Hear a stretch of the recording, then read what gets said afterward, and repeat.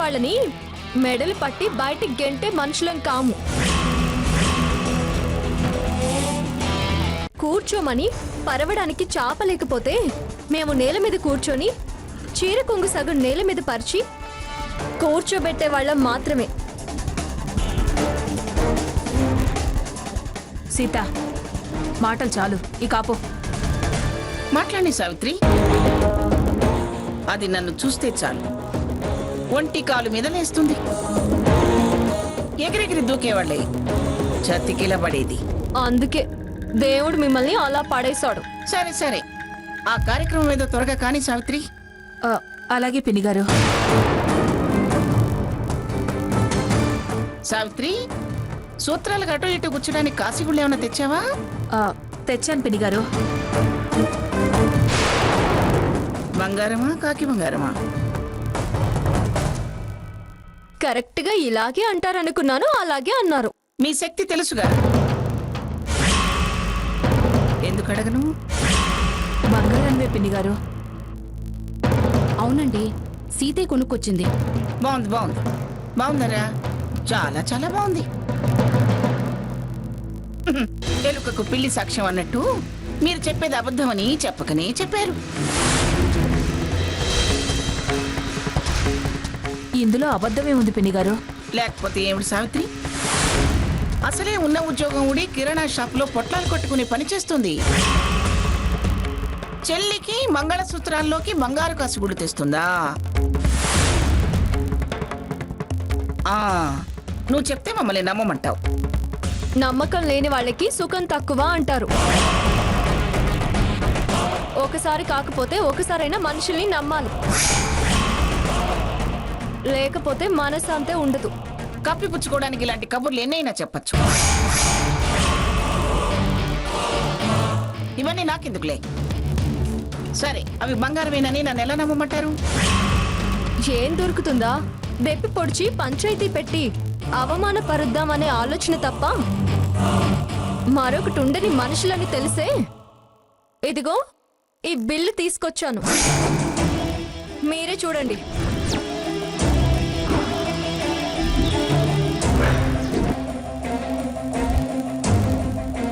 బిల్లులకే ఇలాంటి దొంగ బిల్లులు 1,00,000 పుట్టించచ్చు. కరెక్ట్, అందుకే ఈ ప్రశ్న వేస్తారని షాప్ నంబర్కి డయల్ చేశాను. మీరే అడిగి అనుమానం తీర్చుకోండి. ఇదిగో రింగ్ అవుతుంది, మాట్లాడండి. మా అమ్మకి రేడియో స్టేషన్ మేనేజర్కి ఫోన్ చేసి వినిపించారు కదా, అదే పద్ధతి. ట్యాక్స్ కడితే బిల్లులు ఇస్తారు. అలా ఇచ్చిన వాళ్ళ బిల్లు కరెక్టే, సరుకిచ్చింది కరెక్టే అంటాడు. నేనా మాత్రం తెలియదాన్నేం కాదు. అన్నీ మీరే అంటే మేమేం చేయగలం? అవి బంగారమే. ఇంకా అనుమానం ఉంటే కంసాలను పిలిచి మచ్చ చేయించుకోండి. ఇక్కడైనా సరే, ఇంటికి వెళ్ళకైనా సరే. అంతేగాని వంకలు వెతికి నిందలు వేయకండి. అలాగా? సరే, బంగారమే అనుకుందాం. ఇన్ని డబ్బులు నీకు ఎక్కడి నుంచి వచ్చాయి? అడుక్కొచ్చావా?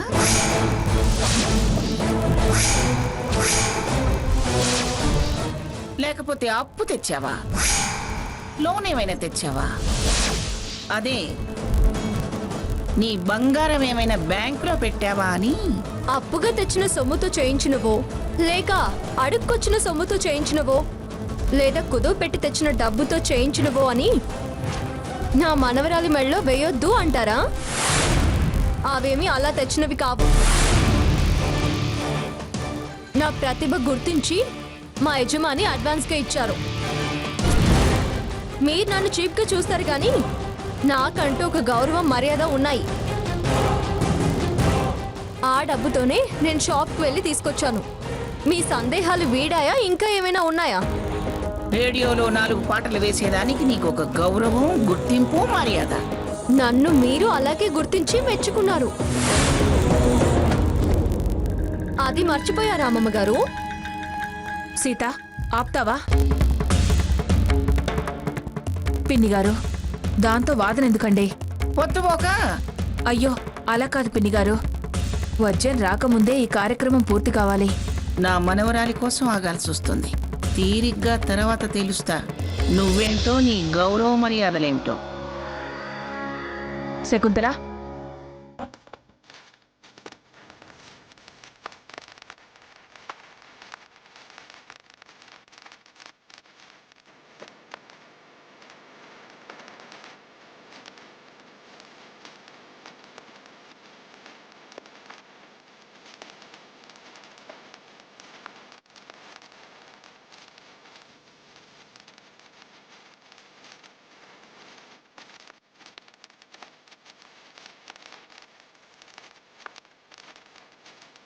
అమ్మ స్వర్ణ, అమ్మమ్మ గారి దగ్గర ఆశీర్వాదం తీసుకో.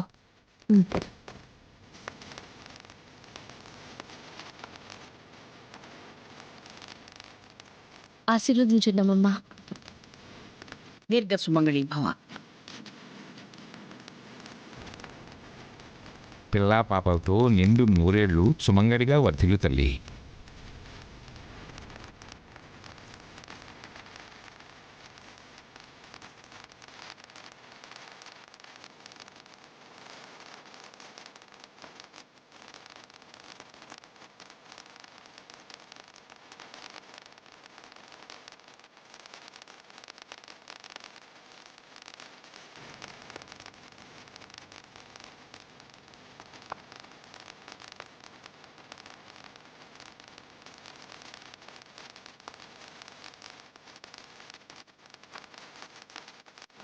స్వర్ణ, నేనికే దానికి అక్షింతలిచ్చావు? ఆశీర్వదిస్తుందమ్మా. దాని మెళ్ళో తాలిబడే అర్హత లేనిదది.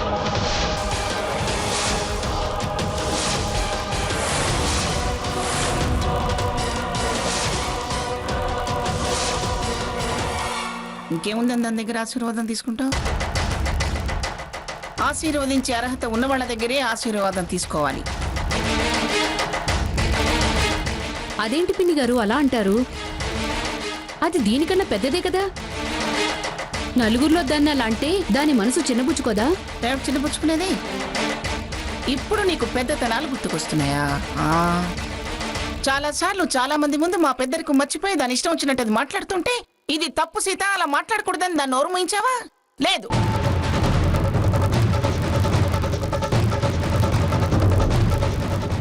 అప్పుడు గుర్తురాని పెద్దరికాలు ఇప్పుడు గుర్తుకొచ్చాయా కూతురా? నేను మీ మాట కాదని అక్షింతలు వేసి దీవించలేండి.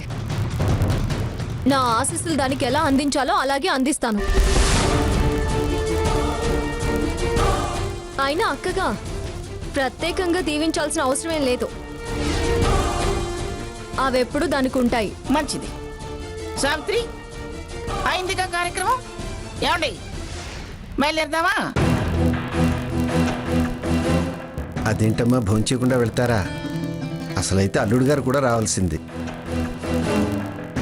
ఇద్దరికి మా ఇంట్లో తలంట్లు పోసి పుట్టింటి కానుకలు పెట్టి పంపాలి.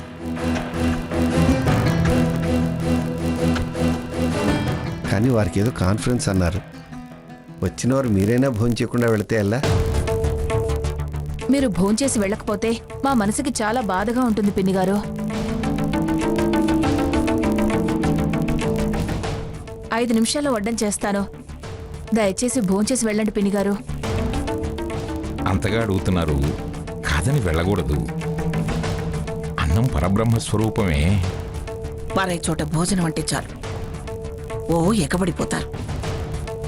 ఇక్కడైతే నాకు ఆపే అవకాశం ఉండదనా? మీరు ఫుల్లుగా లాగించచ్చనా? చచ్చ, అది కాదు మంగ. అన్నపూర్ణని తిరస్కరించి వెళ్ళకూడదని నా ఉద్దేశం. సరే సరే, అలా భయపెడుతుంటే నేను మాత్రం ఎలా వెళతాను? చూడు సావిత్రి, ఆ ఏర్పాట్లు త్వరగా కానివ్వు. అలాగే పిన్ని గారు. శకుంతల, వెళ్ళి మనం భోజనం ఏర్పాట్లు చూద్దాం పద. మీరందరూ కూడా రండి రండి. అసలు వెయ్యపురాలు వచ్చుంటే ఇద్దరు వెయ్యపురాళ్ళు పక్క పక్కనే కూర్చునేవాళ్ళు. అది రాలేదు.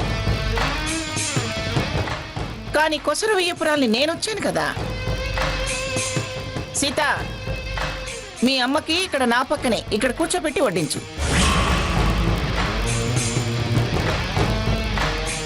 అలాగే అమ్మమ్మ గారు. అమ్మా రా.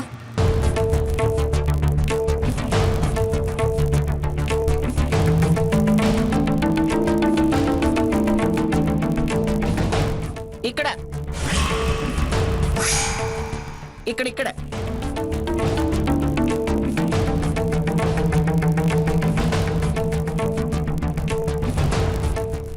కూర్చోమ్మా.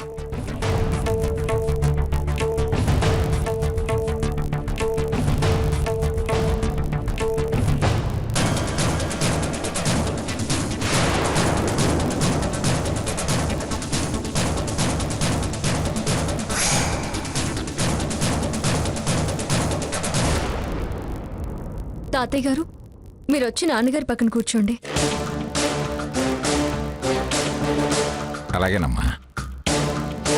ఇది ఈ టైప్ నుంచి రండి. రండి, ఇక్కడ కూకోండి. ఇక్కడ కూకోండి. చాలు చాలే. ఆ, ఇక మొదలు పెట్టండి. అమ్మమ్మ గారు, మీరు కూడా మొదలు పెట్టండి. కన్న తల్లి కన్నా భూదేవి మిన్నా అంటారు. ఒకళ్ళకొకళ్ళు తల్లులు కావచ్చు, కానీ అందరినీ కన్న తల్లి భూదేవి. మనకి జన్మనిచ్చిన గొప్పతనమే కాదు, ప్రేమ చంపుకోలేక తిరిగి ఆమె గర్భంలోనే దాచుకునే ప్రేమమూర్తి భూదేవి.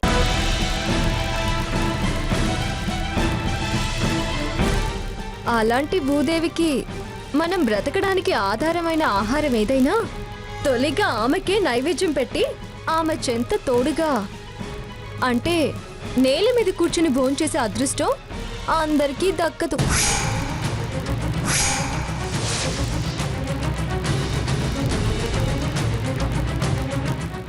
అదంతా వాళ్ళ పూర్వజన్మ సుకృతం.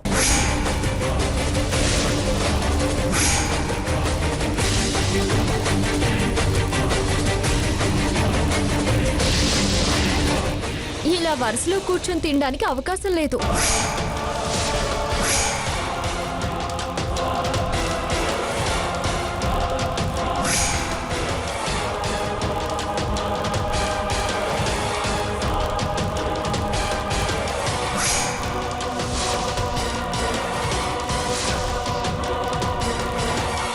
కనీసం వరుస పక్కన కూర్చోగలిగినందుకు మీ పుణ్యంలో అంతో ఇంతో అమ్మమ్మ గారికి కూడా దక్కుతుంది. ఏయ్, ఏమిటే ఆవిటితనం అదృష్టం భాగ్యం లేదంటూ నన్నే వెక్కిరిస్తున్నావా? అయ్యో, అది వెక్కిరింత కాదమ్మమ్మ గారు, సానుభూతితో అంటున్నాను, తప్పుగా అనుకోకండి. సానుభూతి అంటే జాలి.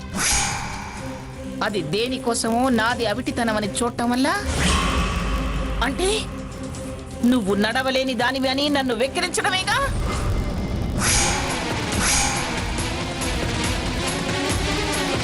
వద్దు అన్నా, అన్నపూర్ణని కాదనద్దు, అన్నం పరబ్రహ్మ స్వరూపం అని నన్ను ఇక్కడ కూర్చోబెట్టారు. చూసారా ఎలా అంటుందో? మా అమ్మకి మీ కాళ్ళ దగ్గర విస్తరి వేయించినప్పుడు నాకు ఇలాగే అనిపించింది. అమ్మమ్మ గారు, ఆవేశపడకండి. ఒక కాలు పనిచేయకపోవచ్చు, కన్ను చూడలేకపోవచ్చు, చెవి వినిపించకపోవచ్చు, లేదా మరో కవ్యం ఇంకో కవ్యం పనిచేయకపోవచ్చు, కానీ మనుషుల్ని వెక్కిరించడం అనేది మానసిక వికలత. అది చాలా ప్రమాదం. సీత, చాలా అధికంగా మాట్లాడుతున్నావు. ఇంత మాటన తర్వాత ఇంకా ముద్ద మింగితే విషం మింగినట్టే. ఏమండి, లేవండి,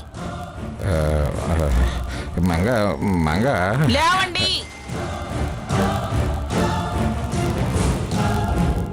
స్వర్ణ, లే.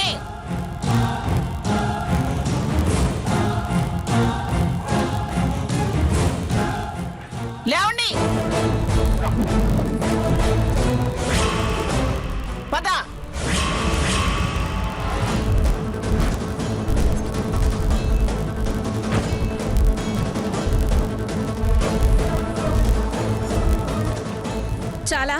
ఇప్పుడు చాలా నీకు ఇప్పుడు నీకు సంతోషంగా ఉందా? అవును, చాలా చాలా సంతోషంగా ఉంది. నా తల్లి మర్యాద కాపాడుకోగలిగానని ఆనందంగా ఉంది. నువ్వు మర్యాద కాపాడననుకుంటున్నావు, మాకు మానసిక క్షోభ మిగిల్చావు. సావిత్రి,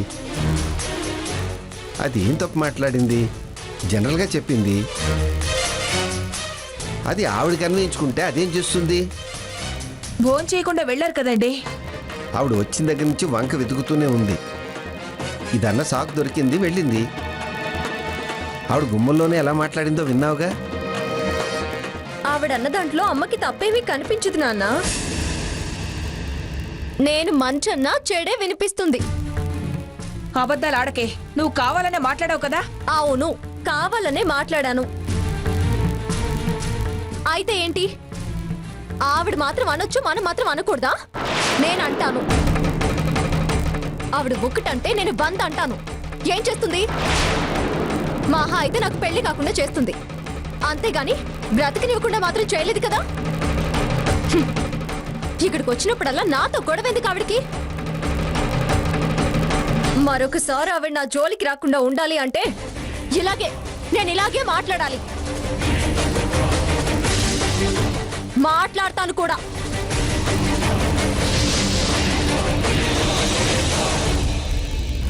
మంగమ్మ గోరికి సీతకి మధ్య పచ్చగడ్డి ఎత్తే బగ్గుమని మండిపోతుంది. ఆ? చూద్దాం ఎంతవరకు వెళ్తుందో ఇది. మనకేమన్నా బెనిఫిట్ ఉంటుందా అని ప్రయత్నం చేద్దాం. తగిలితే తగులుద్ది. ఆ? ఎట్నుంచి ప్రొసీడ్ అవ్వాలి? సాకేత్ నుంచి ఇటు పెట్టి అటు లింక్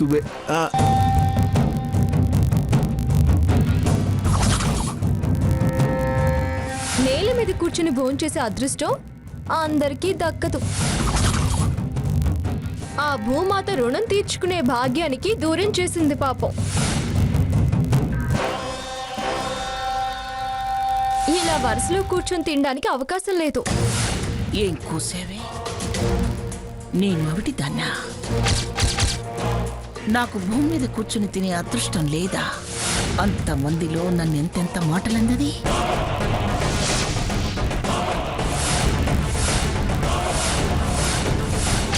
ఈ కుర్చీలో కూర్చోబట్టే కదా నాకు ఈ అవమానం. ఒక్క సేతేనా?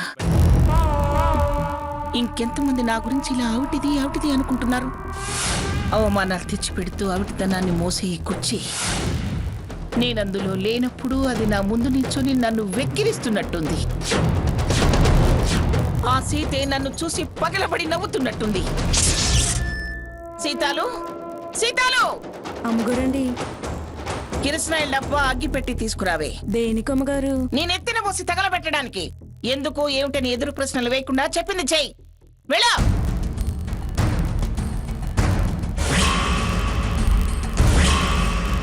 నిన్ను చూస్తుంటే నా మీద నాకే అసహ్యం వేస్తుంది. దాని మాట నేను భరించలేకపోతున్నాను.